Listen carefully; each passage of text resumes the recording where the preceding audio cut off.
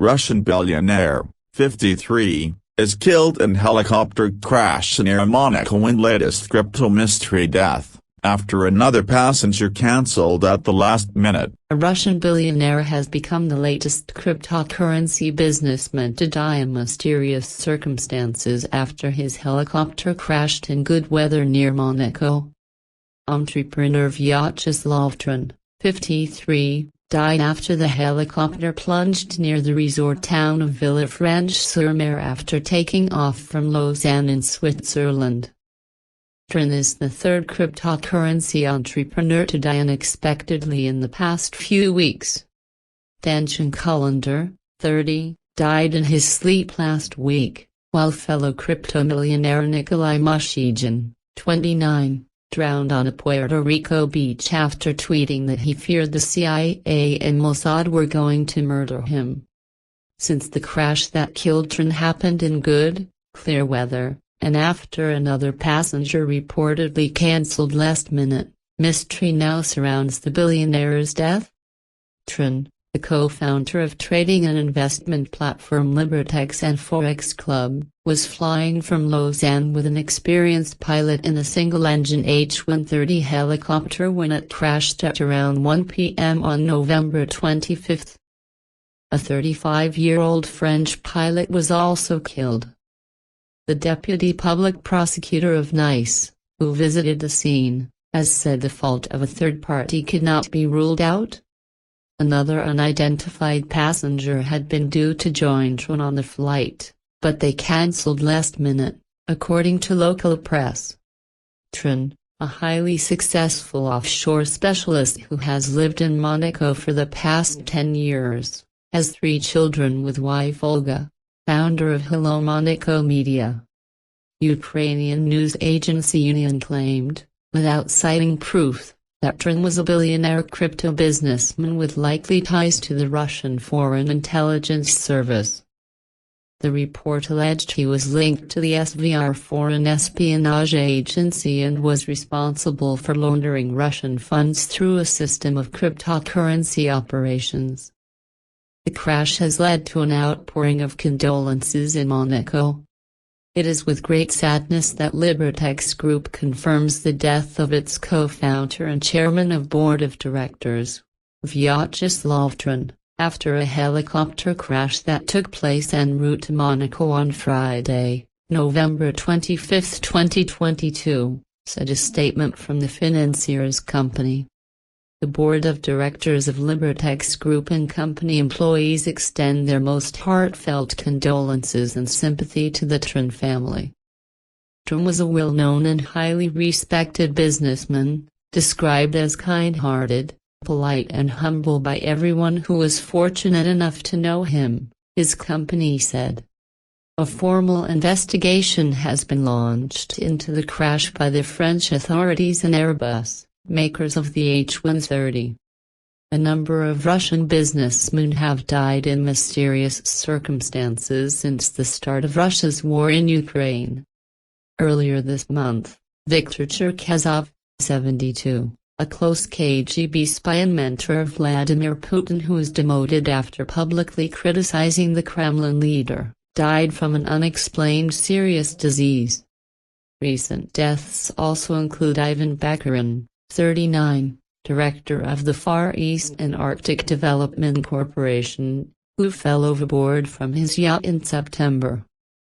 Pavel Pshelnikov, 52, a PR manager for the Russian Railways, was shot dead in his Moscow apartment the same month, and Alexander Deilikov, 61, a senior Gazprom executive, was found hanged at his house, also in Moscow. Curse of the crypto whiz kids, missing millions, mysterious deaths and wild conspiracy theories surrounding the untimely demise of digital currency tycoons. Cryptocurrency businessman Vyacheslav Taran, 53, is the third industry leader to die unexpectedly in a matter of weeks. Taran was killed in a helicopter crash near Monaco, days after Tiantian Kullander, 30, died in his sleep. In addition, fellow crypto millionaire Nikolai Mushegin, 29, drowned on a Puerto Rico beach after tweeting that he feared the CIA and Mossad were going to murder him. The deaths mean at least 5 cryptocurrency tycoons have died unexpectedly since 2018, at times triggering wild and unfounded conspiracy theories. The 2 others, Gerald Cotton and Matthew Mellon, died without sharing the keys to crypto wallets worth hundreds of millions of dollars, leaving the funds inaccessible. Cotton's demise was so mysterious and controversial that it prompted a Netflix documentary into whether the whole thing was faked. Meanwhile, Mellon, the ex-husband of Jimmy Choo co-founder Tamara Mellon, suffered a heart attack while preparing to check into a drug rehab clinic in Mexico. Tiantian Kullander. Tiantian Kullander, 30, was the co-founder of Amber Group, a cryptocurrency trading platform which was recently valued at $3 billion. Kullander died unexpectedly in his sleep on November 23, the company announced in a statement on Friday. He is survived by his wife and their son, a statement from Amber Group said. The company, which is based in Singapore, didn't say where Kullander passed away. A cause of death had also not been revealed on Monday. Amber Group said, Tiantian, or TT, as he was lovingly known, was instrumental to the founding of Amber and a pillar of our success. He put his heart and soul into the company, in every stage of its growth. He led by example with his intellect, generosity, humility, diligence and creativity. TT was a respected thought leader and widely recognized as a pioneer for the industry. His depth of knowledge, his willingness to collaborate and his desire to always help others benefited countless startups and individuals. His insights and creativity inspired many projects, people and communities. Kullander was credited with co-founding Amber and building it into a multi-billion fintech unicorn. He was also on the board of Fnatic, an esports organization. Kullander and several of his Amber Group colleagues were featured together in the Forbes 30 Under 30 list in 2019. Amber Group is based in Singapore and its website says it has a presence in Athens, Geneva, Dubai, Hong Kong, Istanbul, London, Mexico City, Taipei, Tokyo, Vancouver, and Zurich. Kullander, a former Morgan Stanley and Goldman Sachs trader, founded the Amber Group in 2017. The company was valued at $3 billion in recent months. Nikolai Mushegin. Nikolai Mushegin, 29, died on October 28, hours after tweeting that he feared the CIA and Mossad were going to murder him. The troubled young millionaire had a history of mental health problems and his family do not believe there was any foul play. But some of his associates have bought into the idea that his death was suspicious, claims which are unfounded. In a tweet hours before he died, Mushegin said, CIA and Mossad and pedo elite are running some kind of sex trafficking entrapment blackmail ring out of Puerto Rico and Caribbean islands. They are going to frame me with a laptop planted by my ex-girlfriend, who was a spy. They will torture me to death.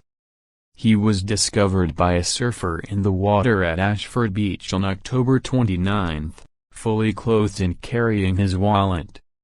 Brock Pierce, a cryptocurrency entrepreneur who is well known in the community, told the New York Post he was satisfied Nikolai's death was not suspicious after speaking to his family in Florida. His mother clarified that his death had nothing to do with his conspiracy tweets. He was a beautiful man and a child at heart. He was also an incredible visionary. I don't call people brilliant very often, but Nikolai was brilliant. And brilliant people sometimes walk the edge of insanity, he said.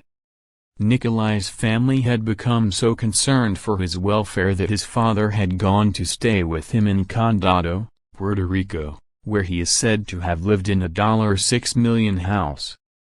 Gerald Cotton. Gerald Cotton's death in 2018 prompted so much intrigue and controversy that it was investigated in the Netflix documentary Trust No One. The 30-year-old founder of the bankrupt cryptocurrency firm Quadriga CX died while honeymooning in India with his wife on December 9, 2018. He was the only person with knowledge of keys needed to access crypto assets worth millions of dollars. The odd circumstances surrounding his untimely death also included the fact that he signed a will just 9 days before his demise, fueling suspicions that Cotton, CEO of Canada's largest crypto exchange, faked the whole thing. To this day $169 million is missing, prompting investigators and victims to question whether he orchestrated the mystery and pocketed the funds. Some investors have even demanded his body be exhumed to prove it's really him. His firm, at the time of his death, had about 115,000 clients. Rumors on the internet have spread that Cotton may in fact still be alive, living off embezzled funds. The hard drives that granted access to the assets, which were not connected to the internet, stored the cryptocurrency of 75,000 clients and for which only he had the password. Investigators found the wallets were commonly used to store Bitcoin starting in April 2014, but in April 2018 all but one of them were abruptly emptied and left dormant. The final wallet was still used to transfer currency until December 3, 6 days before Cotton died, before it was also left empty. Various theories have emerged about Cotton, the most compelling perhaps, claims that he is alive and living off the millions that went missing. His widow, Jennifer Robertson, said her husband's death should not be in doubt. According to Vanity Fair, Cotton claimed in a 2014 interview that he wrote his passwords on paper and locked them in a safe deposit box at a bank, because that's the best way to keep coins secure. Later he joked that he had a safe bolted to the rafters in the attic. Shortly before his demise, Cotton told close friends and family that Quadriga had a dead man's switch that would send them access to the exchange's funds in the case of his disappearance or death. None of this was true. According to Canada's Globe and Mail, Cotton and his wife were 9 days into their honeymoon when the couple arrived at the $932 a night Abro Rajvilas Hotel in Jaipur on December 8, 2018. Soon after checking in, Cotton complained of acute stomach pain and was driven to a nearby hospital where he was diagnosed with traveler's diarrhea. 24 hours later, he was dead. No autopsy was performed. Sparking more suspicion was the fact that just 3 days before leaving for India, Cotton filed a detailed will that left everything to Robertson, his $12 million real estate portfolio, a Lexus sports car, his Cessna aircraft, a 50-foot sailboat, bank accounts and even frequent flyer points. He set aside $100,000 for the care of their chihuahuas, but curiously made no mention of the external hard drives that stored most of Quadriga's funds. Matthew Mellon. Troubled banking heir Matthew Mellon died of a heart attack in 2018 while preparing to check into a drug rehabilitation clinic in Cancun, Mexico. He held XRP coins valued at upwards of $200 million, and was the only person who could access the cryptocurrencies. Mellon reportedly never shared the keys needed to access the XRP with anyone. Some of the keys were held in other people's names in storage around the U.S. XRP was trading at only a fraction of a penny when Mellon first took an interest in the asset. At its height, the cryptocurrency has traded at more than $1 per coin. At its peak, Mellon's initial $2 million investment was worth around $1 billion. Mellon was survived by his first wife Tamara Mellon, who is the co-founder of Jimmy Choo, and his second wife, fashion designer Nicole Hanley. He also has 3 children, 1 with Tamara and 2 with Nicole. He met his first wife Tamara in 1998 at a Narcotics Anonymous meeting, and they tied in the knot in a lavish wedding held at the birthplace of Winston Churchill, attended by glamorous guests including Hugh Grant and Liz Hurley in 2000. In 2006 he met second wife Nicole at a wedding, and they wed 2 years later at family friend Diane von Furstenberg's home in the Bahamas. The pair later divorced in 2016.